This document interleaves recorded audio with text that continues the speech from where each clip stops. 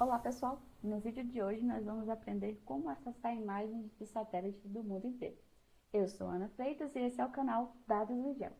Nesse vídeo a gente vai começar primeiro explorando alguns conceitos sobre dados prontos para análise e cubo de dados, para depois a gente praticar o acesso a essas imagens do mundo inteiro, para a gente construir os cubos de dados a partir delas. Então, o que é esse dados prontos para análise? São imagens que elas já são processadas para atender os padrões, né, definidos internacionalmente, que eles simplificam e aceleram as análises de dados de observação da Terra. Então, são dados que já foram corrigidos geometricamente, radiometricamente, que basta acessar e já levar para os seus processamentos de interesse. Então, eles fornecem dados consistentes e de alta qualidade, né? São padronizados em diferentes sensores e plataformas, ou seja, tanto funcionam para o óptico quanto para o radar. Então, cada um tem o seu padrão específico. Então, aqui a gente tem um exemplo de como esses dados eles são organizados. Eles são organizados por tile, e a gente vai explorar um pouco desse conceito também. Aqui a gente tem uma reprodução de como que funciona para o Landsat. Então, percebam que, dependendo do tile, você tem formações diferentes para a imagem, né? Porque aqui ele mantém mesmo com as nuvens, com essas tarjas pretas, e a gente consegue trabalhar isso quando a gente for construir o cubo mais para frente.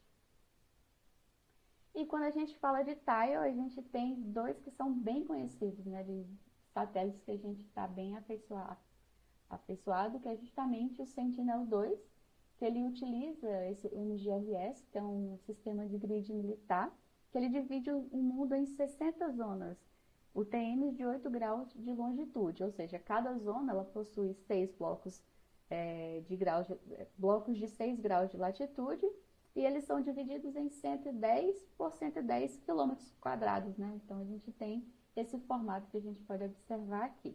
Então há uma pequena sobreposição de 10 quilômetros, a gente sabe que isso é bem importante quando você pode acabar até tendo mais informações para essas áreas de contato. E a gente tem essa visualização justamente para o Nordeste aqui paraense. Um outro sistema bem conhecido também é esse World Wide Reference Systems, que ele é justamente utilizado para as imagens do Landsat 5, 7, 8 e 9, né? Que na imagem a gente pode visualizar. Ele divide a cobertura da Terra conforme as passagens dos satélites, ou seja, conforme cada órbita e trajetória. Então, a gente tem 233 órbitas e trajetórias e 119 linhas de trajetórias, cobrindo todo o globo.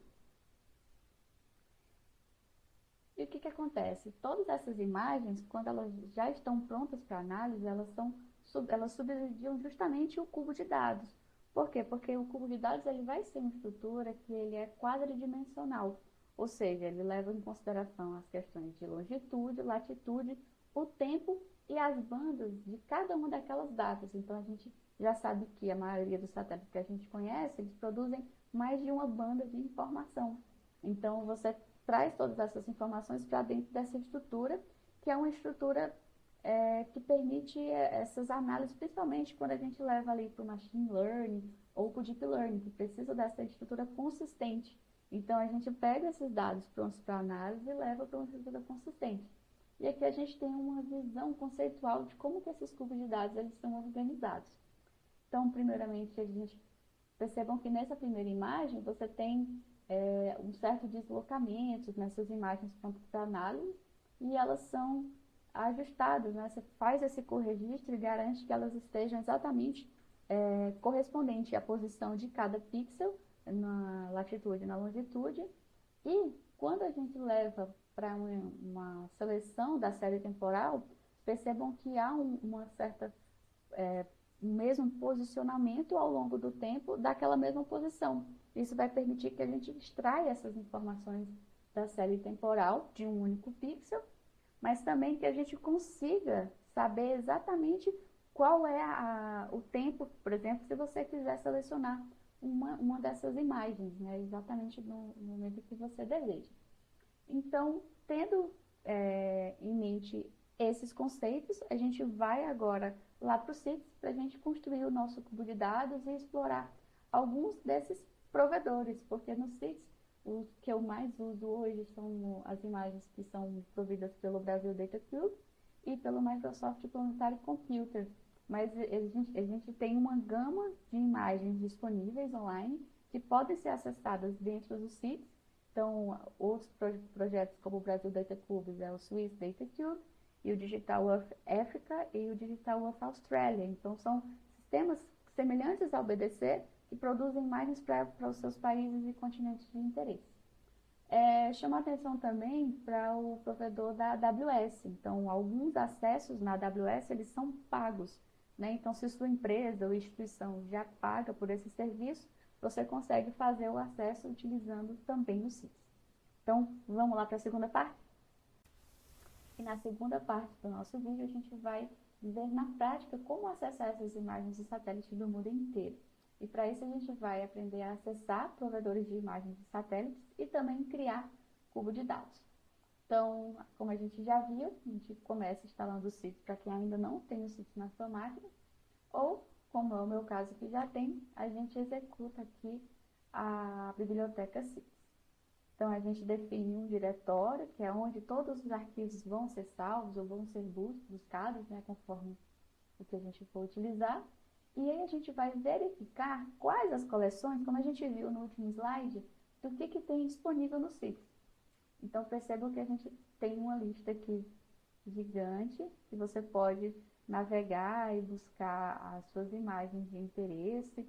Então, vamos lá para cima e vamos observar um pouco do que tem. Então, aqui a gente tem na AWS, a gente tem as imagens do Sentinel-2, que tem o sistema de grid dele, que é aqueles tiles que a gente viu na primeira parte do vídeo do MGRS. Temos imagens desde 2015 até agora, então são atuais. E temos todas as bandas. Então, banda 1, 2 e a banda de nuvem. E é uma coleção aberta. Então, a gente vai descer e vai perceber que a banda de nuvem do Sentinel e a banda de nuvem do Landsat, elas têm o mesmo nome. Mas por que eu chamo a atenção disso? Porque o que acontece? O algoritmo, para detectar a banda de nuvens, né, que eles aplicam a nomenclatura para o Sentinel-1, é diferente da banda de nuvens do Landsat, que é a banda de Quality Assessment.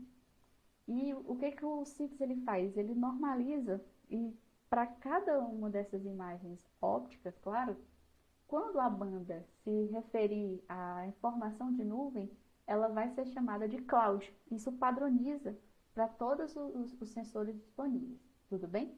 Então, a gente vai gravar essa parte com atenção, porque o que acontece?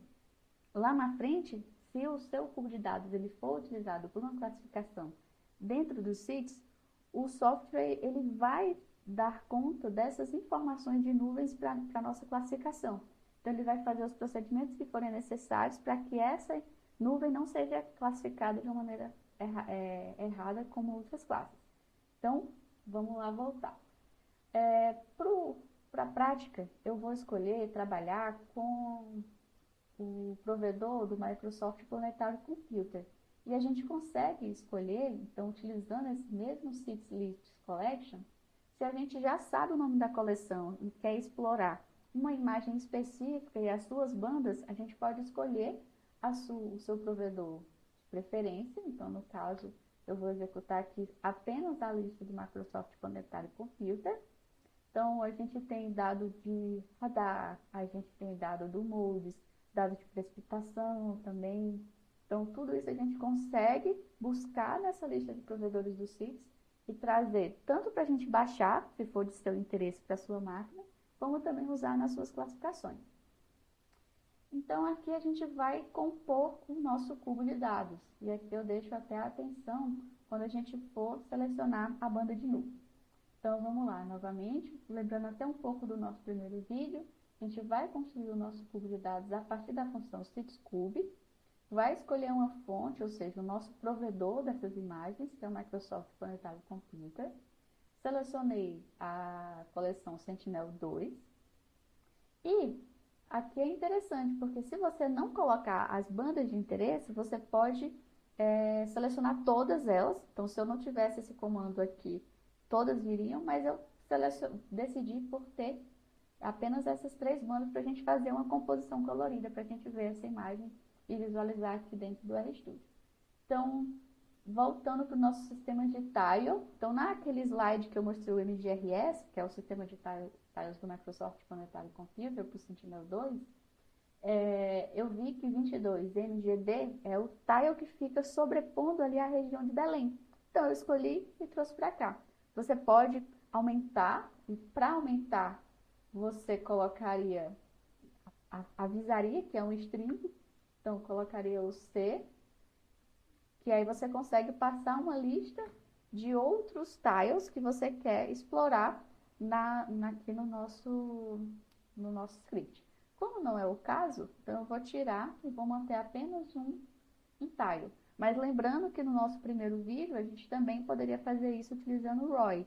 Né? Você pode passar um shapefile, pode passar diferentes extensões de lat long, lat long máximo e mínimo, para a gente trazer para cá. Mas nessa abordagem de hoje, a gente vai usar o tiles. Em outros vídeos, a gente vai explorar abordagens diferentes para que a gente aumente a nossa gama de aplicações. Escolhi um período do final do ano passado, que é um período seco, para a gente ver um pouco de nuvem, mas a gente conseguir também diferenciar visualmente essas áreas. Então, a gente vai executar e vai criar esse cubo de dados. E deixei a observação que o Citrix ele padroniza as bandas que se referem à nuvem. Então, todas as bandas, se você quiser trabalhar com outras imagens ópticas do Landsat, por exemplo, você colocando no cloud, você vai saber que você está falando justamente da banda de nuvem. Então, agora que a gente tem o cubo, nesse meio tempo, a gente vai extrair a timeline desse cubo que a gente criou. Porque o que acontece? Eu consigo saber quais as datas de cada passagem do sensor que vai ter disponível dentro desse intervalo temporal. Então, aqui a gente tem 16 imagens disponíveis, 16 datas. E aí você multiplica pelo número de bandas que a gente escolheu. Foram 4 bandas. Com isso, o que a gente pode fazer também? A gente pode criar uma visualização para... Imagina que você está trabalhando com a classificação, antes de você baixar de fato a imagem, ou você está se preparando para um campo, você quer saber mais ou menos como estava a área, né? Ter as condições de nuvem ou sem nuvem, qual que vai ser a melhor imagem para você de fato baixar. E aí a gente consegue fazer essa exploração aqui mesmo dentro do Citrix. Então perceba que eu fiz uma composição colorida, vermelha, azul e verde, do nosso cubo de dados, utilizando 2 datas. E aí a gente vai utilizar o Citrix View, nosso velho conhecido já, para que a gente possa visualizar dentro do próprio RStudio. Então, a gente aguarda um momentinho. E o que é o bacana? A gente consegue navegar por essas imagens aqui dentro da nossa visualização e explorar, ativar, desativar, ver por onde estão indo essas imagens. Então, aqui a gente tem nossa visualização das 2 datas. Percebam aqui que no nosso viewer do próprio R, a gente consegue aproximar, dar zoom, e a gente tem as imagens que a gente filtrou. Então, filtrei apenas para 2 datas, porque eu estou usando uma máquina pessoal, então, dependendo da imagem que você vai acessar, isso pode ser um pouco mais pesado. Então, a gente pode habilitar ou desabilitar as diferentes imagens, né? A do dia 6/9 de setembro e aqui do dia 6 de outubro. Então, o que eu fiz aqui? Aqui a gente está acessando apenas os metadados da imagem. Então, o que acontece? O Citrix ele não baixou nada para a sua máquina. Então, todos os processamentos que ele está fazendo acessando direto lá no provedor da Microsoft e vendo esses valores. Mas até então, ele não tinha convertido esses valores em algo real que você pudesse manipular na sua máquina. O Citrix, dentro do software, ele tem a capacidade de justamente estar manipulando essas informações, mas para a sua máquina a gente precisa fazer o download, se você quiser essas imagens no seu computador. Como que a gente faz isso? Considerando que para você converter todos esses metadados em um arquivo real na sua máquina, você tem um caminho a percorrer. Isso porque os dados do Microsoft Planetary Computer, por exemplo, eles não ficam no Brasil, eles estão hospedados fora do Brasil. Então, a gente vai fazer uma cópia desses arquivos para o nosso computador, e isso leva um tempo, porque a gente está usando a internet, e também tem a questão de qual o poder computacional também do seu computador para fazer isso em paralelo ou não. Então, nesse exemplo, eu vou selecionar apenas uma data para download, para que a gente possa visualizar como que essa imagem ela se organiza, como que a nomenclatura dela tem um significado para a gente interpretar também para os próximos vídeos.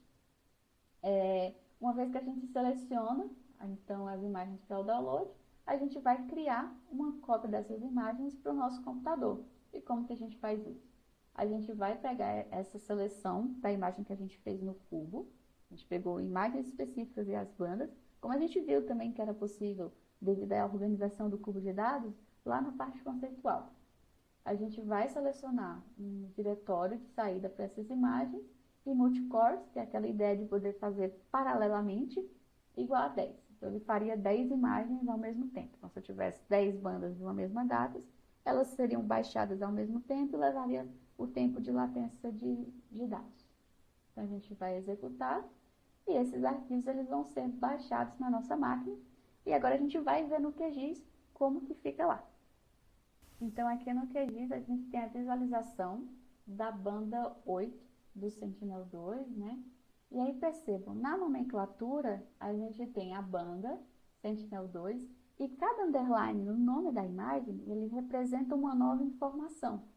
Então, MSI é o instrumento utilizado, né, o sensor do Sentinel-2 que obteve essa imagem. O tile 22MGD é o tile correspondente daquela área, então a gente tem esse recorte certinho do tile, sabe qual que é a banda que a gente está trabalhando e também a data exata dessa imagem. Essa estrutura ela é muito importante, tanto para o CITES fazer a organização dos cubos de dados, mas como também, como a gente vai explorar nos próximos vídeos, como que a gente pode criar um cubo local com base nas imagens que a gente vai processar no nosso dia a dia, como, por exemplo, também obter imagens por drone, como que a gente organizaria essas imagens para trazer para dentro do CITES, criar o nosso cubo de dados e seguir para os próximos passos. Então, espero que vocês tenham gostado e até a próxima!